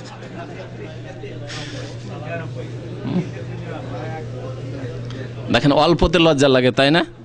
এই জন্য আমাদের দেশে বাংলা একটা কথা আছে যে মিলেমিশি করি কাজ, হারে জিতে নাহি লাজ। মিলেমিশে 4-5 জন মিলে যদি ভুলও করি আর আসামি হয়েছি, অসুবিধা নেই, 4-5 জন আসামি হয়েছি, তাই না? আর একাই যদি আসামি আর সবাই তাকিয়ে তাকিয়ে দেখছে এই দুষ্টরে দেখে আসামি হয়েছে, তো লজ্জা বেশি লাগবে। তো ওই রকম ব্যাপার দেখছে, কম যখন তখন হাত নামিয়ে নিচ্ছেন। হ্যাঁ, 34 বার আল্লাহু আকবার আছে, কিন্তু নামাজের পরে নয়। ভালো করে শুনে রাখেন, এরপর ভুল করবেন না। তা আছে শোয়ার সময়। শোয়ার সময় এই তসবিহ আছে সুবহানাল্লাহ 33, আলহামদুলিল্লাহ 33 আর আল্লাহু আকবার 34, ঘুমাবার সময়। আর ফরজ নামাজের পরে 33 বার সুবহানাল্লাহ, 33 বার আলহামদুলিল্লাহ আর 33 বার আল্লাহু আকবার। কত হইল? 99। নবী সাল্লাল্লাহু আলাইহি ওয়াসাল্লাম বলেছেন ওয়া তামামুল মিআতে, 100 পুরা করেন কি দিয়ে? কালিমা তাওহীদ, লা ইলাহা ইল্লাল্লাহু ওয়াহদাহু লা শারীকা লাহু লাহুল মুলকু ওয়া লাহুল হামদু ওয়া হুয়া আলা কুল্লি শাইইন কাদির। এই দিয়ে। আর কিছু আছে? হ্যাঁ, আর কি আছে? কি বললে? ফরজ নামাজের পরে জিকির আজকার বলছি। ফরজ নামাজের পরে জিকির আজকার, আজকার বাদা সালাওয়াত। এর মধ্যে 2-3টা মুশকিল আছে, বাকি সবগুলি সহজ। কিন্তু সহজগুলির ওপরও আমল করেন না। এখনো সহজগুলি তরতিবের মধ্যে নিয়ে আসেন, যেগুলি প্রত্যেকের মুখস্থ আছে। আস্তাগফিরুল্লাহ, আস্তাগফিরুল্লাহ, আস্তাগফিরুল্লাহ সকলের মুখস্থ আছে, তাই না? তারপরে আল্লাহুম্মা আনতাস সালাম, এটাও কোনো মুশকিল নাই। পাশে যারা নামাজ পড়ে তাদের একবার শুনলে মুখস্থ, এখনই মুখস্থ হইতে পারে। আল্লাহুম্মা আনতাস সালাম ওয়া মিনকাস সালাম তাবারাকতা ইয়া যাল জালালি ওয়াল ইকরাম, তাহলে এটাও সহজ। তারপর কালিমা তাওহীদ, লা ইলাহা ইল্লাল্লাহু ওয়াহদাহু লা শারীকা লাহু লাহুল মুলকু ওয়া লাহুল হামদু ওয়া হুয়া আলা কুল্লি শাইইন কাদির, সবার মুখস্থ আছে। কারণ আমাদের দেশে 5 কালমা মুখস্থ না করলে মক্তব থেকে বের হইতে দিবে না। হ্যাঁ, আর হয়তো বিয়েও দিবে না। বিয়েতে 5 কালমা জিজ্ঞেস করে, জামাই দেখতে এসে 5 কালমা আছে কিনা, মেয়ে দেখতে আসে, পাত্রী দেখতে আসার 5 কালমা জিজ্ঞেস করে। আবার কোনো কোনো এলাকায় 6 কালমাও আছে। 5 কালমার 6 কালমা নিয়ে পড়ে আছে, কিন্তু আসল মুখস্থ নেই। 5 কালমা 6 কালমা এরকম জরুরি নয়, কিন্তু তার মধ্যে যেটি চৌথা কালমা বলা হয় প্রচলিত দেশে, ওইটি হচ্ছে কালিমা তাওহীদ, লা ইলাহা ইল্লাল্লাহু ওয়াহদাহু লা শারীকা লাহু লাহুল মুলকু ওয়া লাহুল হামদু ওয়া হুয়া আলা কুল্লি শাইইন কাদির। তাহলে 3টা খুবই সহজ। আর বাকি আয়াতুল কুরসি খুবই সহজ, কারণ আয়াতুল কুরসি আমাদের দেশের মানুষের জন্য সূরা ফাতিহার চাইতে সহজ অনেকের। আয়াতুল কুরসি মুখস্থ আছে। আমাদের দেশে মানে বন জঙ্গলের জিনও খুব বেশি ছিল এককালে, ওই জন্য ছোটো থেকে আমাদেরকে আয়াতুল কুরসি আগে মুখস্থ করেছে মা বাবারা। কিন্তু যে জিন থেকে বেঁচে থাকতে হবে, আর জিন থেকে বাঁচলে আয়াতুল কুরসি লাগবে অবশ্যই, তাই না? আয়াতুল কুরসি প্রায় লোকের মুখস্থ আছে। সমস্ত ফিরকার লোকের আয়াতুল কুরসি মুখস্থ আছে আমাদের দেশে, যত তরিকা আছে সবার মুখস্থ আছে। এই সুন্নতি আয়াতুল কুরসি পড়বেন। ফরজ নামাজের পর আয়াতুল কুরসি পড়লে ফজিলত জানেন? নবী করিম সাল্লাল্লাহু আলাইহি ওয়াসাল্লাম বলেছেন যে মান কারা আয়াতুল কুরসি দুবরা কুল্লি সালাতিন মাকতুবা, যেই ব্যক্তি ফরজ নামাজের পরে, প্রত্যেক দিন কিন্তু নিয়মিত ফরজ নামাজের পরে যদি নিয়মিত আয়াতুল কুরসি পড়ে, লাম ইয়ামনাহু মিন দুখুলিল জান্নাত ইল্লা ইয়ামুত, তাহলে জান্নাত যেতে তার মওত ছাড়া, মৃত্যু ছাড়া আর কোনো কিছুই বাধা দিতে পারবে না। মরার আগে জান্নাত পাওয়া যাবে না, যতই সৎ লোক হন না কেন, আল্লাহওয়ালা লোক হন না কেন, কিন্তু মরলে ইনশাআল্লাহ আল্লাহ পাক জান্নাত দেবেন, কবরে জান্নাতের বিছানা বিছিয়ে দেবেন, রূহকে আল্লাহ ইল্লিনে জান্নাতের নিয়ামতে পৌঁছিয়ে দেবেন, এবং আল্লাহ পাক তারপরে হাসরের মাঠে অপদস্থ করবেন না, পুলসেরাত অপদস্থ লাঞ্ছিত করবেন না, আর জান্নাত ইনশাআল্লাহ দেবেন যদি আয়াতুল কুরসির আমল থাকে। আচ্ছা বলো, যে ব্যক্তি আয়াতুল কুরসির ওপর নিয়মিত আমল করে সে আবার ফজর নামাজ ছাড়বে নাকি? যদি ছাড়ে তাহলে জান্নাত পাবে না। কেন? ফজর নামাজ পড়া ফরজ, আর আয়াতুল কুরসি এখানে পড়া সুন্নত। সুন্নত আদায় করে তো জান্নাত পাওয়া যাবে না। কেউ যদি খেলাধুলা স্কুলে খুব এক্সপার্ট, ভালো খেলাড়ি, কিন্তু পরীক্ষার সময় বাংলায় ফেল, ইংরেজিতে ফেল, তাহলে তাকে উঠাবে নাকি? হেডমাস্টার যে না ছেলেটার তো প্রয়োজন আছে রে, আমরা যে কোনো ম্যাচ ট্যাচ খেলাই তখন স্কুলের সুনাম নিয়ে আসে, এ না থাকলে আমরা কিন্তু খেলায় জিততে পারবো না। ওকে ক্লাসে উপরে উঠাবে? কখনো উঠাতে পারবে না, চলবে না। কারণ এর খেলা হচ্ছে নফল কাজ, আর ওর ফরজ কাজ ছিল বাংলায় পাশ করা আর ইংরেজিতে পাশ করা স্কুলে। ঠিক তেমনই ফরজ নামাজ পড়ে আয়াতুল কুরসি পড়তে হবে, তাহলে জান্নাত পাওয়া যাবে। ফরজ ওয়াজিব আদায় করে এই জিকির আজকারগুলির উপর আমল করতে হবে। আচ্ছা, আরও সহজ, কয়টা সহজ বললাম? 4টা হলো আয়াতুল কুরসি দিয়ে, আর সুবহানাল্লাহ, আলহামদুলিল্লাহ, আল্লাহু আকবার 33 বার করে। সহজ না? কার এমন আছে যে মুখস্থ নেই? সবার জানা আছে 33 আর লা ইলাহা ইল্লাল্লাহু ওয়াহদাহু লা শারীকা লাহু লাহুল মুলকু ওয়া লাহুল হামদু ওয়া হুয়া আলা কুল্লি শাইইন কাদির। আর হ্যাঁ, আর কিছু সহজ? হ্যাঁ, সূরা ফালাক, সূরা নাস, সূরা ইখলাস। তাহলে দেখেন এতগুলি সহজ। আমাদের এক ভাই সূরা হাসর দূর থেকে বলে সূরা হাসর ফজর নামাজে পড়ার যে হাদিস আছে হাদিস জয়ীফ। আমিও এই মতিউর রহমান বলছি যে আমিও ছাত্র জীবন আমল করতাম। ছাত্র জীবন আমার মদিনা আসার পরে না, তার আগেই বন্ধ হয়ে গেছে, কিন্তু আমার ছোটোকালকার যৌবনকালকার মনে হয় 22 বছর বয়স পর্যন্ত আমি এই সূরা হাসর উপর আমল করেছি, যখন জানতাম না যে হাদিস জয়ীফ, দুর্বল, সাব্যস্ত নয়। আর যখন জেনেছি যে নবী সাল্লাল্লাহু আলাইহি ওয়াসাল্লাম থেকে এটি প্রমাণিত নয়, তো আমার কাছে যতটা প্রমাণিত আছে এইটুকুই আমার জন্য যথেষ্ট। আমার জন্য সহিগুলি যথেষ্ট। খামাখায় জালিয়াতে গিয়ে আল্লাহর কাছে কেন ফাঁসবো? হ্যাঁ, যদি আল্লাহ পাকে ধরে নেন যে তুমি এই বিধান কেন করে এসছো যেটা প্রমাণিত না আমার নবী থেকে, তখন কি করবেন? সুতরাং যেটি দুর্বল, যেটি জয়ীফ, যা সাব্যস্ত নয় রাসূলুল্লাহ সাল্লাল্লাহু আলাইহি ওয়াসাল্লাম থেকে তা পড়বেন না, যা সাব্যস্ত তাই পড়বেন। এইরকম আমরা বহু জিনিস ছেড়েছি। সম্মিলিত মোনাজাত জানতাম না, দীর্ঘদিন করেছি। বরং প্রথম যারা এই দাওয়াত নিয়ে আসলো আর আমাকে নিয়ে এসে ম্যাগাজিন দিল, একটা কিতাব দিল, আমি আশ্চর্য হলাম, এরা কী রে? হ্যাঁ, মোনাজাত উঠিয়ে দিবে, কেমন কথা হইল? কারণ ঝাল খেয়ে বেশি অভ্যাস, অল্প ঝাল হইলে মাথা খারাপ। কি করেছে? কি রান্না করেছে? একবারে পানি করে থুয়ে দিয়েছে, খাওয়া যায় নাকি এগুলো? এ তো গরু তো খাবে না, ঠিক না? বলে না, বেশি ঝাল খাওয়া অভ্যাস, বেশি লবণ খাওয়া অভ্যাস, আর নর্মাল সুন্দর পাক শাক করেছে তারপরও পছন্দ হয় না, এ তো আমাদের গরুতেও খাবে না বলছেন। ওই রকমই বিদাতীদের অবস্থা। সুন্নত মোতাবেক আমল করতে বললে তাদের মাথা খারাপ হয়ে যায়, কারণ বিদাত করে করে লবণ ঝাল বিদাতের খেয়ে খেয়ে এমন হয়ে গেছে যে প্রকৃতির নেচার বিকৃত হয়ে গেছে। তো জিকির আজকার সম্পর্কে আশা করি এই যে জানলেন, এর উপর আমল করার চেষ্টা করবেন। আল্লাহ যেন আপনাদেরকে আমাদেরকে তৌফিক দান করেন। নামাজের পরে তাড়াহুড়া না করে, যেসব ভাইদের একবারে ফরজ জরুরি ডিউটি নাই যে মালিকের পক্ষ থেকে এক্ষুনি আসতে হবে, তারপর আমাদের জিন্দিগি এই কর্মক্ষেত্রে এইখানে সীমিত নয়। এইখানে যদি মনে করেন যে সাথে সাথে আমাকে গিয়ে অফিস খুলতে হচ্ছে, সেটা ব্যাপার আলাদা, 2 বছর 4 বছরের ব্যাপার স্যাপার। হ্যাঁ, তারপরে আপনার যে ডিউটির সময় মাগরিবের নামাজ, হয়তো এশার নামাজ, ফজর নামাজ, ওইটা আপনার যে সগল ঘুমাইতে হবে, বসে বসে জিকির আজকার করবো, তাড়াতাড়ি গিয়ে ঘুমাবো, চোখ বন্ধ করে এলে না, চোখ বন্ধ করে গিয়ে তাড়াতাড়ি ঘুমিয়ে যাবে, যে ঘুমটা চলে আসবে, এরকম চিন্তা করলে হবে। জোহরের সময় ডিউটি নাই, কিন্তু জোহরের সময় চিন্তা করছে আমি যদি বসে বসে জিকির আজকার করি সালাম ফেরার পরে, তাহলে আমার ভাত পাকাইতে একটু লেট হয়ে যাবে, তো ঘুমাইতে পাবো না। দুনিয়ার চিন্তা, পেটের চিন্তা, নিজের খাওয়ার চিন্তা, আর কমপ্লেন শুধু মাগরিব এশাই। কফিল বলছে তালসুরা ইফতামাল, এটাতে শেকায়তের কমপ্লেনের শেষ নাই। আপনার বিরুদ্ধে যে আল্লাহ পাকের কমপ্লেন হবে কাল কিয়ামতে, জোহরে কি করেছিলে তুমি, ফজরে কি করেছিলে তুমি, কি জবাব দেবেন তখন আপনি? এমনকি আসরেও কি করেছিলেন ডিউটির সময়, যে কফিল বলছে এখন খোলো তাড়াতাড়ি, আরামসে জিকির আজকার করে আসেন। তাহলে বাকি থাকে শুধু মাগরিব এশা, তাও অল্প লোকের জন্য যারা হয়তো দোকানপাটে চাকরি করেন, আর হয়তো তাড়াতাড়ি খুলতে বলা হচ্ছে কারণ অনেক কাস্টমার তার ছুটে যাচ্ছে, আর আপনি যার কাছে বেতন নিচ্ছেন তার ডিউটি করার ফরজ, আর এই জিকির আজকারগুলি করা সুন্নত। দুটোকে তুলনা করলে আপনাকে ফরজকে প্রাধান্য দিতে হবে, ওটা করেন। এই ক্ষেত্রে আপনার আল্লাহ এতটুকু কবুল করে নেবেন যে দোকান খুলে দিয়ে আপনি বসে গেছেন, কাস্টমারও বিদায় করছেন, দিচ্ছেন আর জিকির আজকারগুলি পড়ছেন আপনি, সুবহানাল্লাহ সুবহানাল্লাহ সুবহানাল্লাহ পড়ে আপনি তসবিহ পড়া হয়ে গেল, আয়াতুল কুরসি পড়া হয়ে গেল, সূরা ইখলাস, নাস, ফালাক পড়া হয়ে গেল। অসুবিধা আছে? কোনো অসুবিধা নেই। সকালবেলা আর সন্ধ্যাবেলা 100 বার করে কালেমা তাওহীদ পড়া, ঠিক আছে না? এর বড়ই ফজিলত আছে।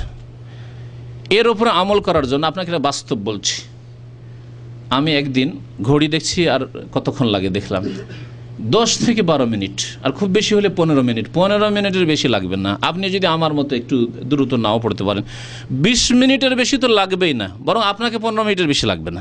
এই 15 মিনিট যদি বসে বসে সময় দিতে পারেন তো ভালো কথা। লা ইলাহা ইল্লাল্লাহু ওয়াহদাহু লা শারীকা লাহু লাহুল মুলকু ওয়া লাহুল হামদু ওয়া হুয়া আলা কুল্লি শাইইন কাদির না যদি দিতে পারেন, আমি আমার ঘনিষ্ঠ যারা কাছাকাছি তাদের অনেককে বলেছি যে আমাকে এর জন্য আলাদা সময় দিতে হয় না। এই সিগন্যাল থেকে ওই সিগন্যাল পর্যন্ত হেঁটে আমার দুনিয়ার এক্সারসাইজও হয়ে গেল, চর্বি কমানো, কোলেস্ট্রল কমানো, আর প্রেশার কমানো, আর সুগার কমানো, ওইটাও হয়ে গেল। আর এই এক ইশারা এক সিগন্যাল থেকে আরেক সিগন্যাল হাঁটাহাঁটি করতে করতে আমার লা ইলাহা ইল্লাল্লাহু ওয়াহদাহু লা শারীকা লাহু লাহুল মুলকু ওয়া লাহুল হামদু ওয়া হুয়া আলা কুল্লি শাইইন কাদির 100 বার পড়াও হয়ে গেল। বাস্তব কথা বলছি, আমল করেন। শুধু জজবা লাগবে, অনুপ্রেরণা লাগবে, আমি এর আমল করব, এর পাবন্দি করব। সকালে পড়ব, আমি সন্ধ্যায় পড়ব, হয়ে যাবে ইনশাআল্লাহ। যখন দেখছেন আপনি যদি কাস্টমারের সামনে থাকে, কাস্টমার এখন নেই, দোকান ফিরে আছে, তখনই পড়ে নিলাম। কিন্তু নিয়ত লাগবে। এই জন্য নিয়তের আল্লাহ প্রশংসা করেছেন, সৎ নিয়তের। ওয়ালাকিন ইয়ানজুরু ইলা কুলুবিকুম ওয়া আমালিকুম, আল্লাহ তোমাদের অন্তর দেখতে চান, আর অন্তরে ভালো আছে সেই জন্য আমল ভালো হচ্ছে এটা দেখতে চান আল্লাহ পাক। তোমাদের সুরত দেখতে চান না, তোমাদের রূপ চেহারা দেখতে চান না। তো আল্লাহ পাক যেন আমাদেরকে আমল করার তৌফিক দান করেন, সুন্নতি জিকির আজকার করার জন্য আল্লাহ পাক তৌফিক দান করেন, বিদাতি জিকির আজকারে যারা লিপ্ত আছে আল্লাহ পাক তাদেরকে যেন হিদায়াত দান করেন। আমাদের দেশে যে চটি কিতাবগুলি, হ্যাঁ, সেই কিতাবগুলির নাম বলেন তো। ওজিফার, হ্যাঁ, পঞ্জগানা ওজিফা এরকম আছে না? ওজিফার নামে বিভিন্ন কিতাব আছে। সূরা ইয়াসিন তাতে দিয়ে দিল, সূরা মুলক আছে, কয়টা সূরা আছে, সূরা ওয়াকিয়া আছে, আর তার সাথে আহদনামা, হ্যাঁ, আর তারপরে দুআয়ে গানজুল আরশ, আর যতগুলি বিদাতি দুরুদ, দুরুদে তাজ, দুরুদে লাকি, দুরুদে মাহি, দুরুদে তোনাজ্জিনা, হ্যাঁ হ্যাঁ, দুরুদে হাজারি, এসব দিয়ে ওজিফা, এগুলি ওজিফা সবগুলি শুরু থেকে শেষ পর্যন্ত ওই কোরআনের সূরাটি বাদ দিয়ে, কোরআনের সূরাটি বাদ দিয়ে বাকি যতগুলি জিকির আজকার আছে সবগুলি বিদাতি জিকির আজকার। তারপরে কোরআনের সূরাও সম্পর্কে যে সূরা ওয়াকিয়া পড়লে কেউ গরিব থাকবে না, কোথায় আছে? তাহলে এইগুলি আমল তো বেশিরভাগ পাকিস্তানে, ইন্ডিয়াতে, বাংলাদেশে। তো ওই দেশে আবার গরিব কেন? ওই দেশের মুসলমান আরও বেশি গরিব কেন? তাহলে বিদাতি কথা যে সূরা ওয়াকিয়া পড়লে অভাব থাকবে না, সূরা মরিয়মের ওপর আমল করলে পারে ফলমূল এত হবে, তাহলে আম সব ঝরে সাফ হয়ে গেল কেন? হ্যাঁ হ্যাঁ। তো এই সব বিদাত না করে আর ওই সব বিদাতি বই না পড়ে কোরআন হাদিস সম্মত জিকির আজকারগুলি পড়বেন। আমার কাছে 2 পৃষ্ঠাতে বাংলায় লেখা আছে, অর্থ দেওয়া আছে, আরবিতে লেখা আছে, বাংলায় অর্থ দেওয়া আছে, আর উচ্চারণে দেওয়া আছে। এই সালামের পরে শুধু জিকির আজকার, ফরজ নামাজের সালাম ফেরার পরে যে জিকির আজকারগুলি, যেসব ভাইদের মুখস্থ নেই, এগুলি ফটোকপি করে আগামী সপ্তাহে দেওয়া হবে ইনশাআল্লাহ, আপনারা নিয়ে নেবেন এখান থেকে। হিসনুল মুসলিমের রোগ হচ্ছে যে তাদের উচ্চারণ নেই, আর বাংলা ভাষাভাষী অধিকাংশ আরবি পড়তে পারে না, ঠিক কিনা বলেন? আরবি জ্ঞান নেই, সুতরাং উচ্চারণ লাগবে। হ্যাঁ, এটি বিদাত। এই ক্ষেত্রে 2 রকম বিদাত আছে। একটা হচ্ছে মাথায় হাত দেয় এক শ্রেণীর লোকেরা, আর পড়ে ইয়া কাউইও ইয়া কাউইও ইয়া কাউইও, মানে আল্লাহ 99 নামের একটি নাম কাউই যদি পড়ে তাহলে কি হবে? দৃষ্টিশক্তি বাড়বে, এই ধরনের ধারণা আছে। এটি ভুল, এটি একটি বিদাত। আর এক ধরনের লোক আছে, একটা খাস দোয়া পড়ে, ওই হাদিসটাও জয়ীফ, সহি নয় ওটা। ওই দোয়াটা পড়ে এই মাথায় হাত দেয়, সহি নয়। হ্যাঁ, বরং এক মুসলিম নতুন মুসলমান হয়েছে, ইন্ডিয়ার নতুন মুসলমান হয়েছে। তো একদিন রসিকতা করে বলছিল যে সালাম ফেরার পরে বিদাতিরা যে মাথায় হাত দিয়ে বসে, এর কারণ হচ্ছে এই, রহস্য হচ্ছে এই যে বিদাত দিয়ে নামাজ পড়লো, নামাই তো পড়েছে শুরুতে, ইক্তাদাই তো বিহাজাল ইমাম পড়েছে, যাই নামাজের দোয়া পড়েছে বিদাতি দোয়া, 3 বিদাত দিয়ে শুরু করেছে। আর ইমাম হলে আনা ইমাম হলে মান হাজার আমাল্লামে হাজার, 4 বিদাত। আর ফরজ নামাজের পরে আবার মোনাজাত, এতগুলি বিদাত দিয়ে নামাজ পড়েছে। কবুল তার বিদাত দিয়ে ঘিরে দিল, তো নামাজ তার কবুল হবে না। হাদিসে আছে যদি বিদাতি তরিকাতে কোনো আমল করে তো সেই আমল কি হবে? ফাওয়ারাদ্দুন, মান আমেলা আমালান লাইসা আলাইহি আমরুনা ফাওয়ারাদ্দুন, মরদুদ হয়ে গেল, কবুল হইল না। আর কবুল না হলে মানুষের কি হয়? আক্ষেপ হয়। তো বেচারা আক্ষেপ হচ্ছে, নামাজও পড়লাম কবুলও হইল না, কারণ নামাই তো পড়েছি, কবুল হবে না। তো এমনি ওয়াজাহ তো পড়েছি, কবুল হবে না। আমার নামাজের বক্তব্য এগুলো। আবার নতুন ভাইয়েরা থাকলে ভাববেন আশ্চর্য, আর ইন্নি ওয়াজাহাতু কেমন কথা, আমরা তো যাই নামাজ পড়ি। এই 3টি বিদাত, ইমামের আনা ইমাম লেমান হাজার আমল হাজার এই পড়া বিদাত, আর মুক্তাদির আনা ইক্তাদাইতু বিহাজাল ইমামই পড়া বিদাত, এগুলি বিদাত। সুতরাং এইসব বিদাত করবেন না, সুন্নত মোতাবেক নামাজ পড়বেন, না হলে কবুল হবে না, যেমন নবী করিম সাল্লাল্লাহু আলাইহি ওয়াসাল্লাম বলেছেন। জি হ্যাঁ, কোনটা? সাইয়্যিদুল ইস্তিগফার। সাইয়্যিদুল ইস্তিগফার সন্ধ্যাবেলা সকালবেলা পড়তে পারেন, সন্ধ্যাবেলা সকালবেলা জি পড়বেন, আর এমনি যে কোনো সময় পড়বেন আমভাবে, কিন্তু ফরজ নামাজের পরে জিকির আজকার মধ্যে নেই। জি লা ইউসাদ্দাউনা আনহা ওয়া লা ইউনজাফুন পড়ে মাথায় হাত দেয়, তাহলে মাথার ব্যথা হবে না। এই কেন সোদা মানে মাথার ব্যথা, এক বিদাত। আমাদের এই ফরিদ ভাই আল্লাহ পাক হেদায়েত করেছে, ওর সামনে বলছি, কারণ অনেকে ভাবে যে আমি যখন বলি যে অনেক লোক আল্লাহ পাক হেদায়েত করেছে, ভাবে যে হয়তো এগুলো কিচ্ছা কাহিনী, না কিচ্ছা কাহিনী না।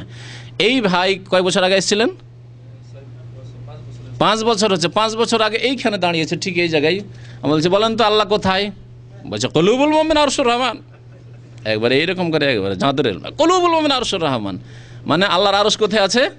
এই মুমিনের কলবে কলবে। তো কতটি আরশ এখানে, কতটি আরশ, আরশের শেষ নেই, মানে আল্লাহ কলবে কলবে আছে। তো কতটি আল্লাহ? আমাদের সাইফুদ্দিন ভাই বলে যতটি কল্লা ততটি আল্লাহ, এতটি কল্লা আছে এতটি আল্লাহ। তাহলে মুশরিক, তাহলে যদি এই আকীদা কেউ রাখে আল্লাহ আল্লাহ কলবে কলবে আছে, আজ এক আল্লাহ কলবে কলবে আছে, তো বাইরেও আছে, তাহলে কলবেও আছে আর বাইরেও আছে, তাহলে আল্লাহ সর্বত্র বিরাজমান, এটি আরেক কুফরি। তাহলে পেশাব পায়খানা ভালো মন্দ জায়গা সব কিছুতে আছে, এমনকি আপনার বিবির মধ্যে আল্লাহ আছে। তাহলে কি করে মিলন করছেন? আউযুবিল্লাহ, তো অন্যায় কাজ করছেন আপনি। হ্যাঁ,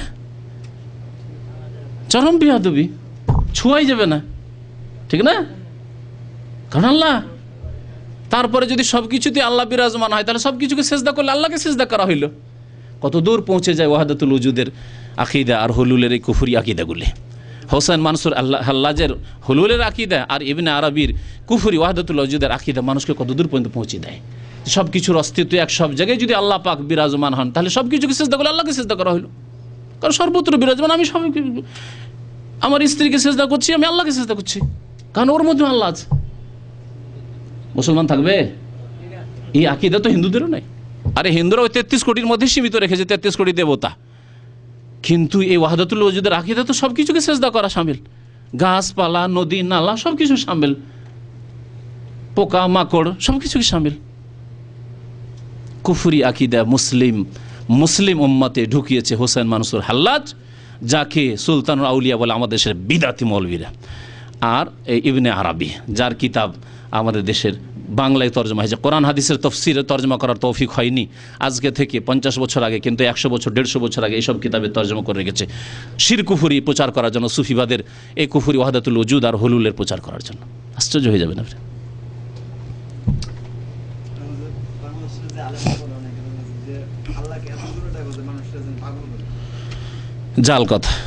জাল কথা। চরমনাইয়ের বক্তব্যে আমি ওই হাদিসের কথা বয়ান করেছি, বলছি হাদিস সহিহ নয়। হ্যাঁ, আকসিরু যিকরাল্লাহ হাত্তা ইউকাল মজনুন, বেশি বেশি আল্লাহর জিকির আজকার করো যাতে পাগল বলে। কোন পাগল? সামিয়ার উপর লাফ দিয়ে চলে যেতে হবে। হ্যাঁ,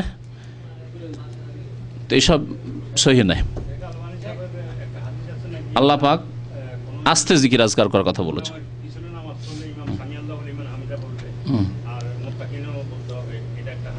মুক্তাদি আল্লাহু আ'লাম, মুক্তাদি রব্বানা ওয়া লাকাল হামদ বলবে, মুক্তাদি রব্বানা ওয়া লাকাল হামদ বলবে। জি হ্যাঁ, নামাজের তকবীরের পরে যদি পড়েন তো ঠিক আছে। বললাম যে আমি নামাজের আলোচনাগুলি করেছি মাস 2 আগে, মঙ্গলবারের অনুষ্ঠানে আলোচনা হয়েছে রাত্রে, তাতে 2টি বক্তব্যে বলেছি যে কখন পড়তে হবে ইন্নী ওয়াজহাতু, সুবহানাকা না পড়ে, মানে সানা না পড়ে যদি পড়েন ইন্নী আল্লাহু আকবার ইন্নী ওয়াজহাতু ওয়াজহিয়া লিল্লাযী ফাতারাস সামাওয়াতি, তাহলে সুন্নাত। কিন্তু তাকবীরে তাহরিমার আগে যদি পড়েন তো এটি বিদআত, কারণ ক্ষেত্র ভুল করে দিলেন আপনি। তাহলে এটি জায় নামাজের দোয়া না, এটি হচ্ছে নামাজ শুরু করার দোয়া, মানে সানার বিকল্প। সানা সুবহানাকা পড়েন, সুবহানাকা না পড়ে এটি পড়েন, অসুবিধা নেই। এক ভাই বলছেন যে তার ছোট বোন মারা গেছেন, দোয়া চেয়েছেন আপনাদের কাছে। আর যেসব ভাইরা ইন্তেকাল করেছে আল্লাহ পাক তাদের যেন রুহের মাগফিরাত করে, গুনাহ খাতা মাফ করে দেয়। যারা অসুস্থ রয়েছেন আল্লাহ পাক তাদেরকে যেন সুস্থ করেন। এক ভাই বলছেন যে রাসূলুল্লাহ সাল্লাল্লাহু আলাইহি ওয়াসাল্লামের ইন্তেকালের কত বছর পরে সম্মিলিত মুনাজাত চালু হয়? সম্মিলিত মোনাজাত ভারত উপমহাদেশে চালু হয়েছে, আর আরবদের দুই একটা কান্ট্রিতে ছিল, আলহামদুলিল্লাহ ওগুলো থেকে উঠে গেছে।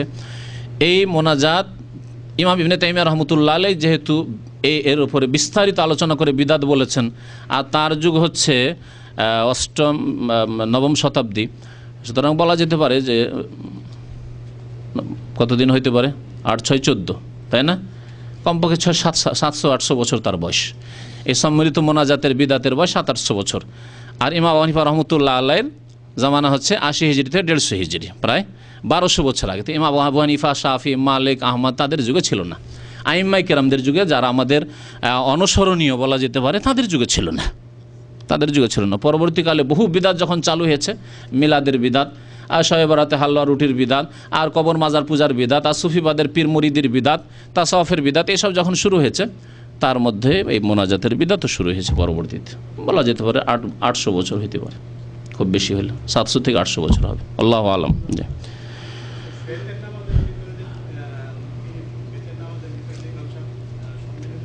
হ্যাঁ, যেখানে নবী সাল্লাল্লাহু আলাইহি ওয়াসাল্লাম করেছেন ওইখানে করবেন, বোঝা গেছে? বেতরের নামাজের মধ্যে সম্মিলিত মোনাজাত মানে হাত উঠিয়ে দোয়া করেছেন, আপনি করবেন। সাহাবায়ে কেরামরা করেছেন, আব্দুল্লাহ বিন ওমর করেছেন, হাত উঠিয়ে এই কুনুত পড়তে পারেন, বিনা হাত উঠাও আবার হাদিস আছে, দুই রকমই পড়া যেতে পারে, সুতরাং দুটোই জেনে রাখা দরকার। তারপরে নবী সাল্লাল্লাহু আলাইহি ওয়াসাল্লাম যখন ইস্তিসকার পানি চাওয়ার দোয়া করেছেন তখন হাত উঠিয়েছেন, সুতরাং পানি চাওয়ার ইস্তিসকার নামাজ পড়তে গেলে, অথবা খতিব যখন ইস্তিসকার দোয়া আল্লাহুম্মা আসকিনা আল্লাহুম্মা আসকিনা আল্লাহুম্মা আসকিল ইবাদ ওয়াল বিলাদ এরকম দোয়া করবে যখন, তখন আপনি হাত উঠাতে পারেন যদি অর্থ বুঝেন তাহলে। অথবা কোনো ইমামকে যদি দেখেন এখানে হাত উঠাচ্ছে, ওই সময়খানে আল্লাহুম্মা আসকিনা বলার সময়, অন্য সময় কিন্তু হাত উঠায় না, ভালো করে খেয়াল রাখবেন এখানে। তো এই ক্ষেত্রগুলিতে হাত উঠানো যেতে পারে।